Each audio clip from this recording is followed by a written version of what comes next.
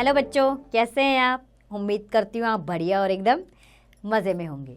बच्चों, आज हम एक बहुत अच्छी कहानी पढ़ेंगे जिसका नाम है मिठाई वाला। बच्चों, सबसे बड़ा सुख दूसरों के सुख में अपना सुख ढूंढना, दूसरों की खुशी को अपनी खुशी मानकर जीना है। जो इस सुख का अनुभव कर लेता है, मानो उसने जीवन का सबसे बड़ा संतोष पा लिया। यह संतोष ही संसार की सबसे बड़ी पूंजी है। जिसने इस सुख व संतोष को प्राप्त कर लिया, वह संसार का सबसे सुखी व धनी व्यक्ति है। आइए अपनी कहानी शुरू करते हैं। बहुत ही मीठे स्वरों के साथ वे गलियों में घूमता हुआ कहता, बच्चों को बहलाने वाला, खिलौने वाला।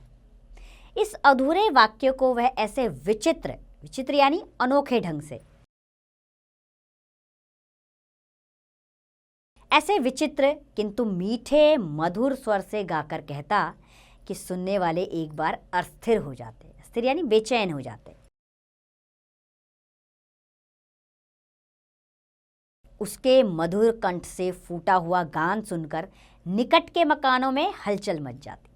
छोटे छोटे बच्चों को अपनी गोद में लिए हुए युवतियां चिकों को उठाकर छज्जों पर से नीचे झांकने लगती। गलियों और उनके आसपास छोटे छोटे उद्यानों में खेलते और इतलाते हुए बच्चों का झुंड उसे घेर लेता। और तब वह खिलौने वाला वहीं कहीं बैठकर खिलौनों की पेटी खोल देता।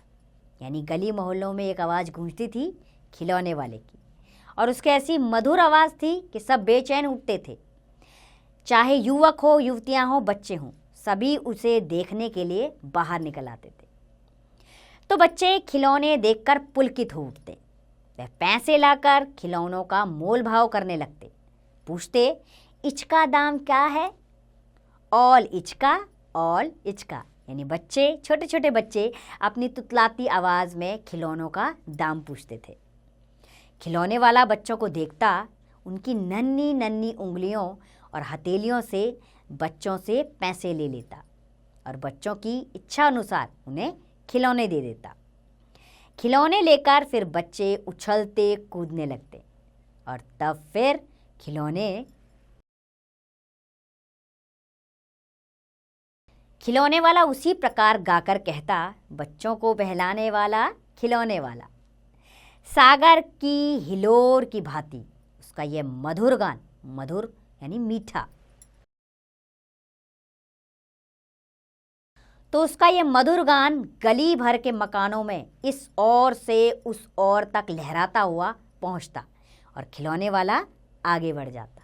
यानी खिलौने वाला हर गलियों में घूम घूम कर खिलौने बेचता था। राय विजय बहादुर के बच्चे भी एक दिन खिलौने लेकर घर आए। वह दो बच्चे थे, चुन्नू और मुन्नू। चुन्नू जब खिलौना ले आया तो बोला, मेला घोला कैसा छुंदल है। मुन्नू बोला, ओ देखो मेला हाथी कैसा छुंदल है। दोनों अपनी तोतली आवाज में अपने खिलौनों की प्रशंसा कर रहे थे। दोनों बच्चे दोनों अपने हाथी घोड़े लेकर घर भर में उछलने लगे। इन बच्चों की माँ रोहिणी कुछ देर तक खड़े खड़े उनका खेल निहारती रही। निहारती यानी उन्हें एकटक देखना। अंत में दोनों बच्चों को बुलाकर उसने उनसे पूछा, अरे ओ चुन्नू मुन्नू, ये खिलौने तुमने कितने में लिए हैं? मुन्नू बोला, 2 पैसे में खिलौने वाला दे गया है। रोहिणी सोचने लगी, इतने सस्ते कैसे दे गया, कैसे दे गया? यह तो वही जाने, लेकिन दे तो गया ही है, इतना तो निश्चित ही है। एक जरा सी बात ठहरी। रोहिणी अपने काम में लग गई। फिर कभी उसे इस बात पर विचार करने की आवश्यकता ही भला क्यों पड़ती। 6 महीने बाद नगर भर में पिछले 3-4 दिनों से एक मुरली वाले के आने का समाचार फैल गया। लोग कहने लगे, भाई वाह, मुरली बजाने में एक ही उस्ताद है। मुरली बजाकर गाना सुनाकर वह मुरली बेचता भी है, सो भी 2-2 पैसे में। भला इसमें उसे क्या मिलता होगा? मेहनत भी तो ना आती होगी। एक व्यक्ति ने पूछ लिया, कैसा है वह मुरली वाला, मैंने तो नहीं देखा। उत्तर मिला, उम्र तो अभी उसकी अधिक ना होगी, यही 30-40 का होगा।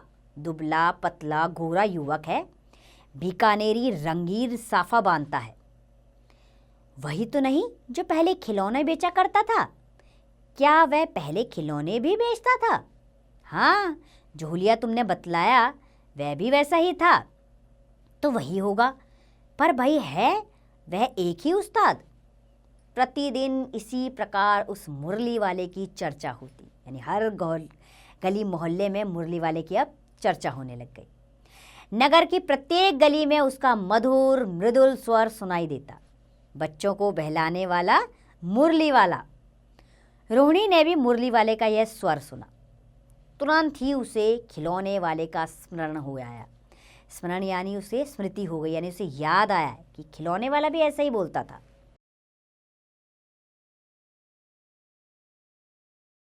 उसने मन ही मन कहा, खिलौने वाला इसी तरह गा गाकर खिलौने बेचा करता था। रोहिणी उठकर अपने पति विजय बाबू के पास गई और बोली, जरा उस मुरली वाले को तो बुलाओ, चुन्नू मुन्नू के लिए ले लूं। क्या जाने ये फिर इधर आए ना आए, वे भी जान पड़ता है पार्क में खेलने निकल गए हैं। विजय बाबू समाचार पत्र पढ़ रहे थे।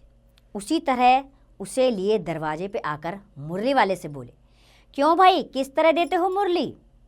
किसी की टोपी गली में गिर पड़ी, किसी का जूता पार्क में ही छूट गया और किसी की सोथनी यानी पजामा ही ढीली होकर लटक आई। इस तरह दौड़ते हाँफते हुए बच्चों का झुंड आ पहुंचा। एक स्वर में सब बोल उठे, अम्बी लेंदे मुरली, ऑल अम्बी लेंदे मुरली। मुरली वाला गदगद हो उठा, यानी मुरली वाला बेहद खुश हो गया बच्चों की भीड़ देखकर। वह बोला, सबको देंगे भैया, लेकिन ज़रा रुको, ज़रा ठहरो, एक एक को लेने दो। अभी इतनी जल्दी हम लौट थोड़े ही जाएंगे, बेचने तो आए हैं, और हैं भी इस समय मेरे पास 1-2 नहीं, पूरी 57। हाँ बाबूजी, क्या पूछा था आपने? कितने में दी? दी तो 3-3 पैसे के हिसाब से, पर आपको 2-2 पैसे में दे दूंगा। विजय बाबू भीतर बाहर दोनों रूपों में मुस्कुरा दिए। मन ही मन कहने लगे, कैसा ठग है, देता सबको इसी भाव से है, पर मुझ पर उल्टा एहसान लाद रहा है। फिर बोले, तुम लोगों को झूठ बोलने की आदत ही होती है, देते होंगे सभी को 2-2 पैसे में, पर एहसान का बोझ मेरे ही ऊपर लाद रहे हो। मुरली वाला एकदम अप्रतीत हो उठा और बोला, आपको क्या पता बाबूजी कि इसकी असली लागत क्या है? यह तो ग्राहकों का दस्तूर है कि दुकानदार चाहे हानि ही उठाकर चीज क्यों ना बेचे, पर ग्राहक यही समझते हैं दुकानदार मुझे लूट रहा है। आप भला काहे को विश्वास करेंगे, लेकिन सच पूछिए तो बाबूजी इनका असली दाम 2 ही पैसे है। आप कहीं से भी 2 पैसे में मुरलियाँ नहीं पा सकते। मैंने तो पूरी 1000 बनवाई थी, तब मुझे इस भाव में पड़ी है। विजय बाबू बोले, अच्छा, मेरे पास ज़्यादा वक्त नहीं, जल्दी से 2 निकाल दो। 2 मुरलियाँ लेकर विजय बाबू फिर मकान के भीतर पहुंच गए।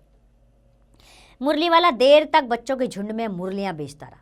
उसके पास कई रंग की मुरलियाँ थी। बच्चे जो रंग पसंद करते, मुरली वाला उसी रंग की मुरली निकाल देता। यह बड़ी अच्छी मुरली है, तुम यही ले लो बाबू।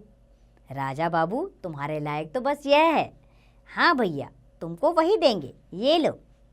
तुमको वैसी नहीं चाहिए, ऐसी चाहिए, यह नारंगी रंग की है। अच्छा, यही लो। पैसे नहीं है? अच्छा, अम्मा से पैसे ले आओ, मैं अभी बैठा हूँ। तुम ले आए पैसे? अच्छा, ये लो, तुम्हारे लिए मैंने पहले से निकाल रखी है। तुमको पैसे नहीं मिले? तुमने अम्मा से ठीक तरह से मांगे नहीं होंगे। धोती पकड़कर पैरों में लिपट कर अम्मा से पैसे मांगे जाते हैं बाबू। हाँ, फिर जाओ, अब की बार मिल जाएंगे।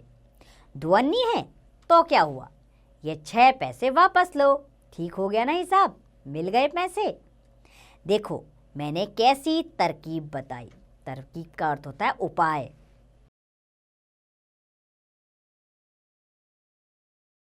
अच्छा, अब तो किसी को नहीं लेनी है, सब ले चुके? तुम्हारी अम्मा के पास पैसे नहीं है?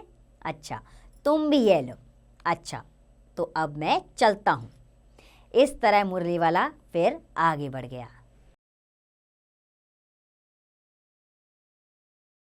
आज अपने मकान में बैठी रोहिणी मुरली वाले की सारी बातें सुनती रही। आज भी उसने अनुभव किया कि बच्चों के साथ इतने प्यार से बातें करने वाला फेरी वाला पहले कभी नहीं आया। फिर वह सौदा भी कैसा सस्ता बेचता है, भला आदमी जान पड़ता है। समय की बात है, जो बेचारा इस तरह मारा मारा फिरता है, पेट जो ना कराए सो थोड़ा। उसी समय मुरली वाले का क्षीण स्वर निकट की गली में सुनाई पड़ा। क्षीण यानी वही अच्छा सा स्वर। क्या स्वर था? बच्चों को बहलाने वाला मुरली वाला। रोहिणी इसे सुनकर मन ही मन कहने लगी, और स्वर कैसा मीठा है इसका। बहुत दिनों तक रोहिणी को मुरली वाले का वह मीठा स्वर और उसकी बच्चों के प्रति वह मधुर बातें याद आती रही। धीरे धीरे उसकी स्मृति भी क्षीण हो गई, यानी कि वो धीरे धीरे भूल गई। 8 माह बाद यानी 8 महीने बीत चुके थे। सर्दी के दिन थे। रोहिणी स्नान करके अपने मकान की छत पर चढ़कर आजालुम्बित केश राशि सुखा रही थी, यानी पानी से भीगे हुए अपने केश यानी बाल जो हैं वो सुखा रही थी। इसी समय नीचे की गली में सुनाई पड़ा, बच्चों को बहलाने वाला मिठाई वाला। मिठाई वाले का स्वर उसके लिए परिचित था। छत से रोहिणी नीचे उतर आई। उस समय उसके पति मकान में नहीं थे। हाँ, उनकी वृद्धा दादी थी। वृद्धा यानी बूढ़ी। रोहिणी उनके निकट आकर बोली, दादी, चुन्नू मुन्नी के लिए मिठाई लेनी है। जरा कमरे में चलकर ठहराओ तो, मैं उधर कैसे जाऊं, कोई आता ना हो। जरा हटकर मैं भी चिक्की ओट में बैठी रहूंगी। दादी उठकर कमरे में आकर बोली, ए मिठाई वाले, इधर आना। मिठाई वाला निकट आ गया। बोला, कितनी मिठाई दूं माँ? ये नई तरह की मिठाइयाँ हैं, रंग बिरंगी, कुछ कुछ खट्टी, कुछ कुछ मीठी, जायकेदार। बड़ी देर तक मुंह में टिकती है, जल्दी नहीं घुलती। बच्चे इन्हें बड़े चाव से चूसते हैं। इन गुणों के सिवा ये खांसी भी दूर करती है। कितनी दूं? चपटी और गोल गोलियां हैं, 1 पैसे की 16 देता हूं। दादी बोली, 16 तो बहुत कम होती हैं, भला 25 तो देते। मिठाई वाला, नहीं दादी, अधिक नहीं दे सकता। इतनी भी कैसे देता हूँ, यह अब मैं तुम्हें क्या खैर में अधिक ना दे सकूँगा। रोहिणी दादी के पास ही बैठी हुई थी। बोली, दादी फिर भी काफ़ी सस्ता दे रहा है, 4 पैसे की ले लो। यह रहे पैसे। मिठाई वाला मिठाइयाँ गिनने लगा। 2-4 की तो दे दो। अच्छा, 25 ना सही 20 ही दे दो। अरे हाँ, मैं भी बूढ़ी हुई, मोल भाव अब मुझे ज़्यादा करना नहीं आता। कहते हुए दादी के पोपले मुंह से जरा सी मुस्कुराहट भी फूट निकली। रोहिणी ने दादी से कहा, दादी, इससे पूछो, तुम इस शहर में और कभी भी आए थे या पहली बार आए हो? यहाँ के निवासी तो तुम हो नहीं। दादी ने इस कथन को दोहराने की चेष्टा ही की थी कि मिठाई वाले ने उत्तर दिया, पहली बार नहीं, और भी कई बार आ चुका हूँ। रोहिणी चिक की आड़ में ही बोली। चिक एक तरह का पर्दा होता है जिसके पीछे पहले औरतें रहा करती थी और वहीं से बात करती थी।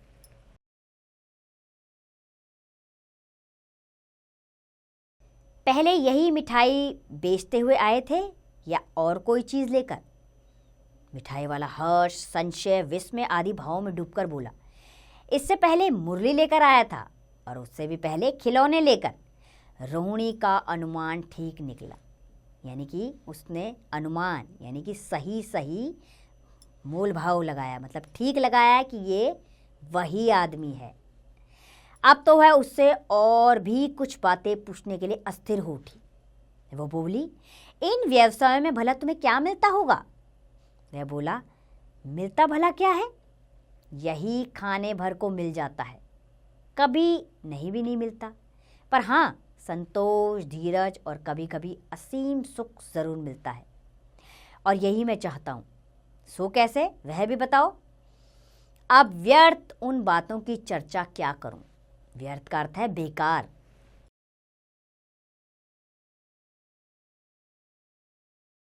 तो मिठाई वाले ने कहा, अब उन बेकार की बातों की चर्चा क्यों करूं, उन्हें आप जाने ही दे। उन बातों को सुनकर आपको दुख ही होगा। जब इतना बताया है तब और भी बता दूं, मैं बहुत अधिक उत्सुक हूं। उत्सुक यानी बेचैन। तुम्हारा हर्जा ना होगा, मिठाई में और भी कुछ ले लूंगी। रोहिणी ने कहा, तुम बताओ तो सही अपने बारे में, मैं और मिठाइयाँ ले लूंगी, तुम्हारा समय बर्बाद नहीं करूंगी।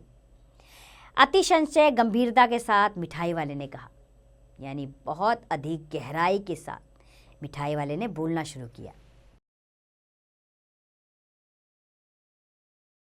मैं भी अपने नगर का एक प्रतिष्ठित आदमी था। प्रतिष्ठित यानी सम्मानित, सम्मान प्राप्त करने वाला। मकान, व्यवसाय, गाड़ी घोड़े, नौकर चाकर सभी कुछ था। स्त्री थी, छोटे छोटे 2 बच्चे थे। मेरा वह सोने का संसार था। बाहर संपत्ति का वैभव था। वैभव यानी शान, मेरी बहुत शान थी। भीतर सांसारिक सुख था। स्त्री सुंदर थी, मेरी प्राण थी। बच्चे ऐसे थे जैसे सोने के सुंदर सजीव खिलौने। उनकी अटखेलियों के मारे घर में कोलाहल मचा रहता था। समय की गति, विधाता की लीला, अब कोई नहीं है। दादी, प्राण निकाले नहीं निकले, इसीलिए अपने उन बच्चों की खोज में निकला हूँ। वह सब अंत में होंगे तो यहीं कहीं, आखिर कहीं ना कहीं जन्मे ही होंगे। उस तरह रहता तो घुट घुट कर मरता, इस तरह सुख संतोष के साथ मरूंगा। इस तरह के जीवन में कभी कभी अपने उन बच्चों की एक झलक सी मिल जाती है। ऐसा जान पड़ता है जैसे वे इन्हीं में उछल उछल कर हंस खेल रहे हैं। पैसों की कमी थोड़ी ही है, आपकी दया से तो काफ़ी है। जो नहीं है इस तरह उसी को पा जाता हूँ। रोहिणी ने अब मिठाई वाले की ओर देखा, उसकी आंखें आंसुओं से तर थी। इसी समय चुन्नू मुन्नू आ गए।